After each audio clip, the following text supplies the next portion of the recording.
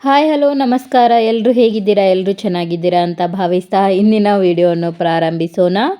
ಈ ವಿಡಿಯೋದಲ್ಲಿ ನಾವು ಭಾರತೀಯ ಸಂವಿಧಾನದ ಅಧ್ಯಾಯ 2ರ ಬಗ್ಗೆ ತಿಳಿದುಕೊಳ್ಳೋಣ. ಈ ಅಧ್ಯಾಯದ ಹೆಸರು ಭಾರತೀಯ ಸಂವಿಧಾನದ ಮೂಲ ಮೌಲ್ಯಗಳು. ನಮ್ಮ ದೇಶವನ್ನು ಬಲಿಷ್ಠವಾಗಿ ಹಿಡಿದು ನಿಲ್ಲಿಸುವುದು ಕೇವಲ ಸರ್ಕಾರ ಅಥವಾ ಕಾನೂನುಗಳಲ್ಲ, ಬದಲಾಗಿ ಸಂವಿಧಾನದಲ್ಲಿರುವ ಮೌಲ್ಯಗಳು. ಈ ಅಧ್ಯಯನದಲ್ಲಿ ನಾವು ಮುಖ್ಯವಾಗಿ ನಾಗರಿಕರಿಗೆ ಸಿಗುವ ಮೂಲ ಹಕ್ಕುಗಳು, ನಾಗರಿಕರು ಪಾಲಿಸಬೇಕಾದ ಮೂಲ ಕರ್ತವ್ಯಗಳು ಮತ್ತು ಸರ್ಕಾರಕ್ಕೆ ದಾರಿದೀಪ ತೋರಿಸುವ ರಾಜನೀತಿಯ ನಿರ್ದೇಶಕ ತತ್ವಗಳ ಬಗ್ಗೆ ಕಲಿಯುತ್ತೇವೆ. ಇದರ ಜೊತೆಗೆ ಸಮಾಜವಾದಿ, ಗಾಂಧಿವಾದಿ ಮತ್ತು ಲಿಬರಲ್ ಭೌತಿಕ ತತ್ವಗಳು ಭಾರತೀಯ ಸಂವಿಧಾನದಲ್ಲಿ ಹೇಗೆ ಅಳವಡಿಸಲಾಗಿದೆ ಎಂಬುದನ್ನು ನೋಡುತ್ತೇವೆ. ಭಾರತದ ವಿಭಿನ್ನ ಭಾಷೆ, ಧರ್ಮ, ಸಂಸ್ಕೃತಿಗಳ ದೇಶ. ಆದರೂ ಎಲ್ಲರಿಗೂ ಸಮಾನ ಹಕ್ಕು, ಗೌರವ ಮತ್ತು ಅವಕಾಶ ಸಿಕ್ಕಿದೆ ಎಂದರೆ ಅದಕ್ಕೆ ಕಾರಣವೇ ವೈವಿಧ್ಯತೆ ಮತ್ತು ಸಮಾವೇಶಕತೆ ಎಂಬ ಮೌಲ್ಯಗಳು. ಈ ಅಧ್ಯಯನವನ್ನು ಅರ್ಥ ಮಾಡಿಕೊಂಡರೆ ನಮಗೆ ನಮ್ಮ ಹಕ್ಕುಗಳ ಅರಿವು ಬರುತ್ತದೆ. ಅದರ ಜೊತೆಗೆ ನಮ್ಮ ಜವಾಬ್ದಾರಿಗಳು ಸ್ಪಷ್ಟವಾಗುತ್ತವೆ.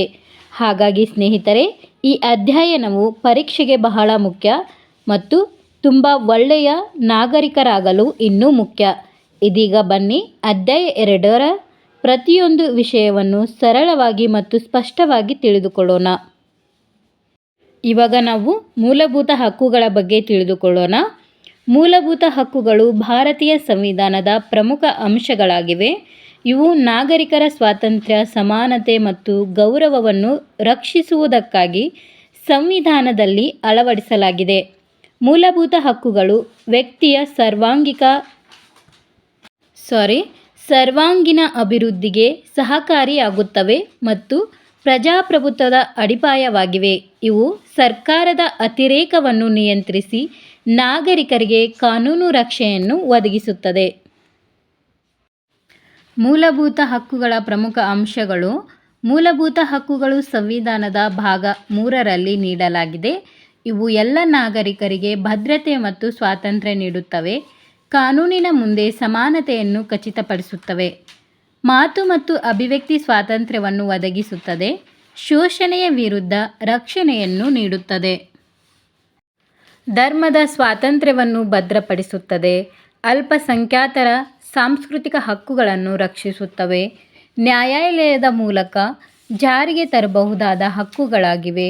ನಾಗರಿಕರ ಗೌರವ ಮತ್ತು ಮಾನವ ಹಕ್ಕುಗಳನ್ನು ಕಾಪಾಡುತ್ತವೆ. ಪ್ರಜಾಪ್ರಭುತ್ವದ ಯಶಸ್ವಿಗೆ ಅಗತ್ಯವಾದವು. ಇವಾಗ ನಾವು ಮೂಲಭೂತ ಹಕ್ಕುಗಳು ಯಾವುವು ಎಂದು ನೋಡೋಣ. ಮೊದಲನೆಯದ್ದು ಸಮಾನತೆಯ ಹಕ್ಕು, ಅಂದರೆ ಕಾನೂನಿನ ಮುಂದೆ ಎಲ್ಲರೂ ಸಮಾನರು, ಭೇದ ಭಾವ ಇಲ್ಲ.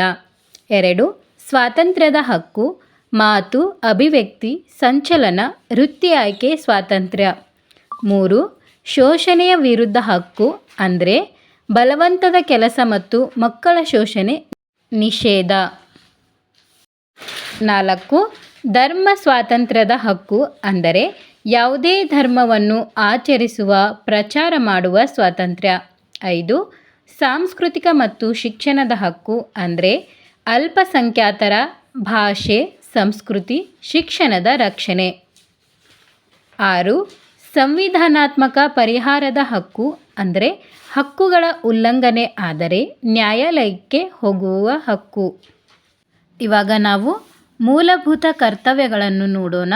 ಮೊದಲನೆಯದು ಸಂವಿಧಾನವನ್ನು ಗೌರವಿಸುವುದು, ಅಂದರೆ ಸಂವಿಧಾನ, ರಾಷ್ಟ್ರಧ್ವಜ ಮತ್ತು ರಾಷ್ಟ್ರಗೀತೆಗೆ ಗೌರವ. 2 ರಾಷ್ಟ್ರದ ಏಕತೆ ಮತ್ತು ಅಖಂಡತೆಯನ್ನು ಕಾಪಾಡುವುದು, ಅಂದರೆ ದೇಶಭಕ್ತಿಯನ್ನು ಬೆಳೆಸುವುದು. 3 ಸ್ವಾತಂತ್ರ್ಯ ಹೋರಾಟದ ಆದರ್ಶಗಳನ್ನು ಅನುಸರಿಸುವುದು, ಅಂದರೆ ತ್ಯಾಗ ಮತ್ತು ಮೌಲ್ಯಗಳನ್ನು ಗೌರವಿಸುವುದು. 4 ಸಾರ್ವಜನಿಕ ಆಸ್ತಿಯನ್ನು ರಕ್ಷಿಸುವುದು, ಅಂದರೆ ಸಾರ್ವಜನಿಕರ ಯಾವುದೇ ಆಸ್ತಿಗೆ ಹಾನಿ ಮಾಡದಿರುವುದು.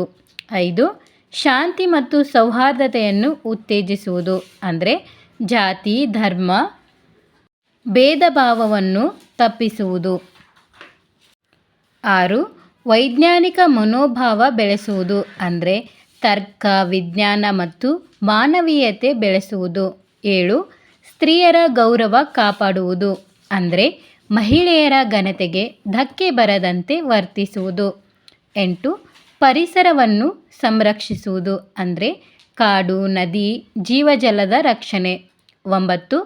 ಸಾರ್ವಜನಿಕ ಶಿಸ್ತನ್ನು ಪಾಲಿಸುವುದು ಅಂದರೆ ಕಾನೂನು ಪಾಲನೆ ಮತ್ತು ಕರ್ತವ್ಯ ನಿಷ್ಠೆ. 10.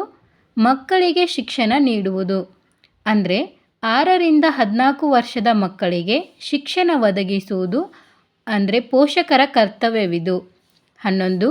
ಸಾರ್ವಜನಿಕ ಸೇವೆ ಮತ್ತು ಸಾಮರಸ್ಯ ಬೆಳೆಸುವುದು ಅಂದರೆ ಸಮಾಜದ ಒಟ್ಟಾರೆ ಹಿತಕ್ಕಾಗಿ ಕೆಲಸ ಮಾಡುವುದು.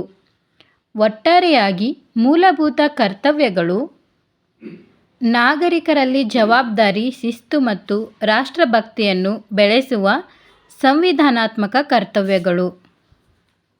ಇವಾಗ ನಾವು ರಾಜನಿರ್ದೇಶಕ ತತ್ವಗಳ ಬಗ್ಗೆ ತಿಳಿದುಕೊಳ್ಳೋಣ. ರಾಜನಿರ್ದೇಶಕ ತತ್ವಗಳು ಭಾರತೀಯ ಸಂವಿಧಾನದ ಸಾಮಾಜಿಕ ಹಾಗೂ ಆರ್ಥಿಕ ತತ್ವಗಳ ಹೃದಯವಾಗಿವೆ. ಇವು ದೇಶವನ್ನು ಕೇವಲ ಕಾನೂನು ಆಧಾರಿತ ರಾಜ್ಯವನ್ನಾಗಿ ಅಲ್ಲ, ಬದಲಾಗಿ ಕಲ್ಯಾಣ ರಾಜ್ಯವಾಗಿ ರೂಪಿಸುವ ಉದ್ದೇಶವನ್ನು ಹೊಂದಿವೆ.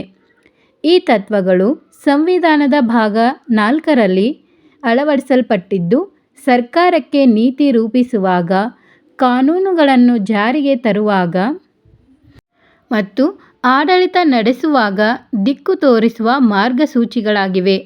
ರಾಜನಿರ್ದೇಶಕ ತತ್ವಗಳು ನ್ಯಾಯಾಲಯದ ಮೂಲಕ ಜಾರಿಗೆ ತರಲಾಗಿದ್ದು, ಇವುಗಳ ನೈತಿಕ ಹಾಗೂ ರಾಜಕೀಯ ಮಹತ್ವ ಅಪಾರವಾಗಿದೆ.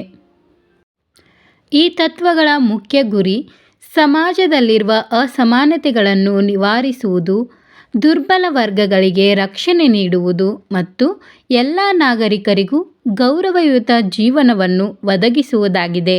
ಶಿಕ್ಷಣ, ಆರೋಗ್ಯ, ಉದ್ಯೋಗ, ಕಾರ್ಮಿಕರ ಹಕ್ಕು, ಮಹಿಳೆಯರ ಕಲ್ಯಾಣ, ಮಕ್ಕಳ ರಕ್ಷಣೆ, ಪರಿಸರ ಸಂರಕ್ಷಣೆ ಮತ್ತು ಸಂಪತ್ತಿನ ನ್ಯಾಯ ವಿತರಣೆಯಂತಹ ವಿಷಯಗಳಿಗೆ ರಾಜನಿರ್ದೇಶಕ ತತ್ವಗಳು ಹೆಚ್ಚಿನ ಪ್ರಾಮುಖ್ಯತೆ ನೀಡುತ್ತವೆ.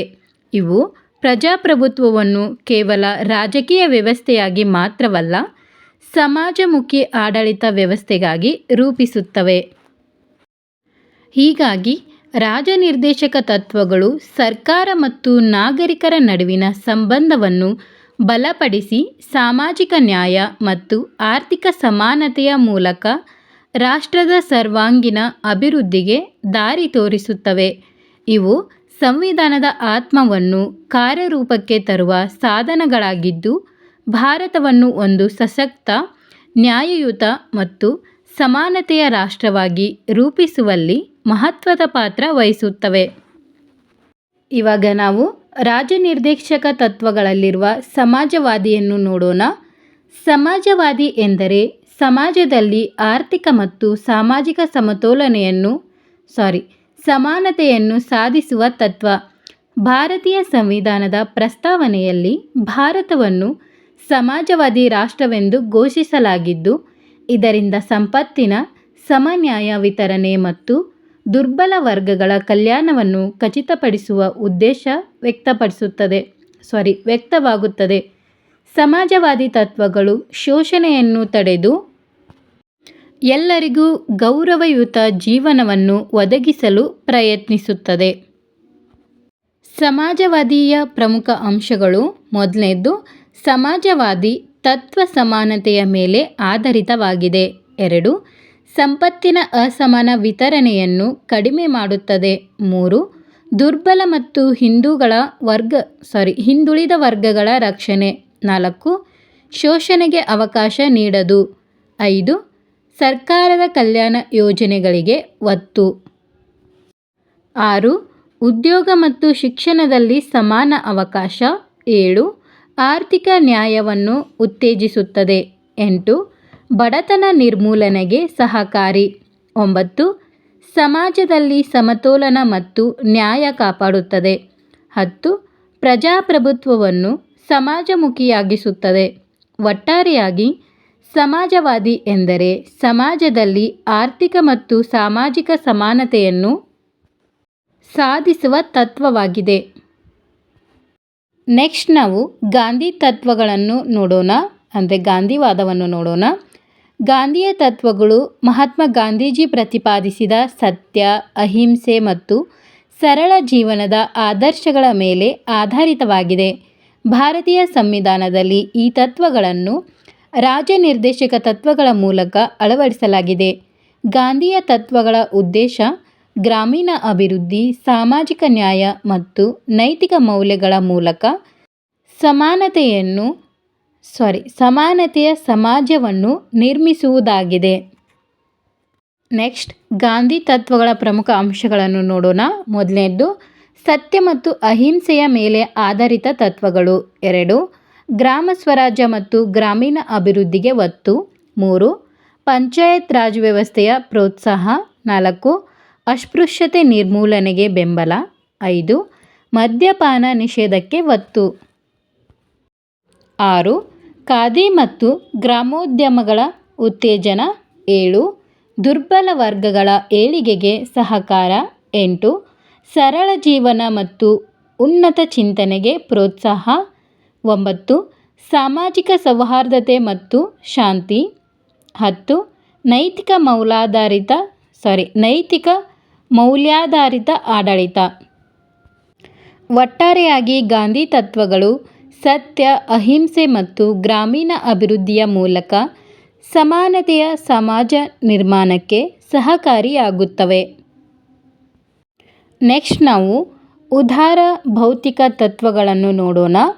ಉದಾರ ಭೌತಿಕ ತತ್ವಗಳು ವ್ಯಕ್ತಿಯ ಸ್ವಾತಂತ್ರ್ಯ, ಯುಕ್ತಿ ಚಿಂತನೆ ಮತ್ತು ಮಾನವ ಗೌರವದ ಮೇಲೆ ಆಧಾರಿತವಾಗಿವೆ.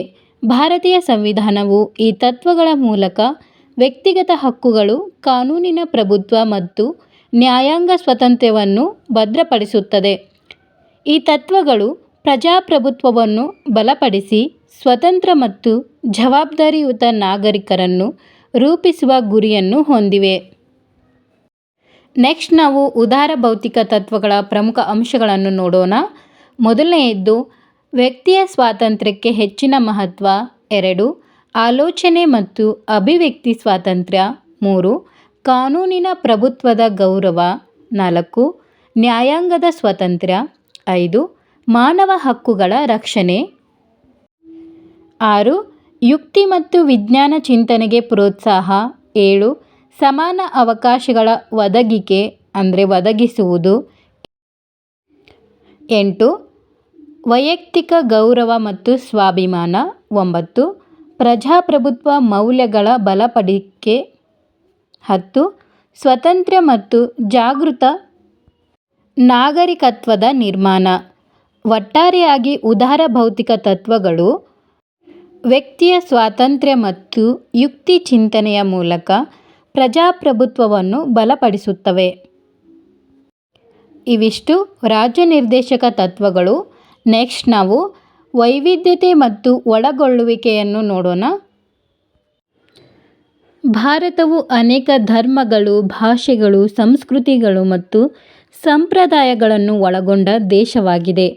ಈ ವಿಭಿನ್ನತೆಯ ನಡುವೆಯೂ ಎಲ್ಲರನ್ನೂ ಸಮಾನವಾಗಿ ಒಪ್ಪಿಕೊಳ್ಳುವ ಮತ್ತು ಒಟ್ಟಾಗಿ ಬದುಕುವ ಮನೋಭಾವವೇ ವೈವಿಧ್ಯತೆ ಮತ್ತು ಒಳಗೊಳ್ಳುವಿಕೆ. ಭಾರತೀಯ ಸಂವಿಧಾನವು ಎಲ್ಲ ನಾಗರಿಕರಿಗೂ ಸಮಾನ ಹಕ್ಕು, ಗೌರವ ಮತ್ತು ಅವಕಾಶಗಳನ್ನು ಒದಗಿಸುವ ಮೂಲಕ ಒಳಗೊಳ್ಳುವ ಸಮಾಜವನ್ನು ನಿರ್ಮಿಸಲು ಪ್ರಯತ್ನಿಸುತ್ತದೆ. ಇದರಿಂದ ಭಾರತದಲ್ಲಿ ಏಕತೆ ಮತ್ತು ಸೌಹಾರ್ದತೆ ಉಳಿಯುತ್ತದೆ.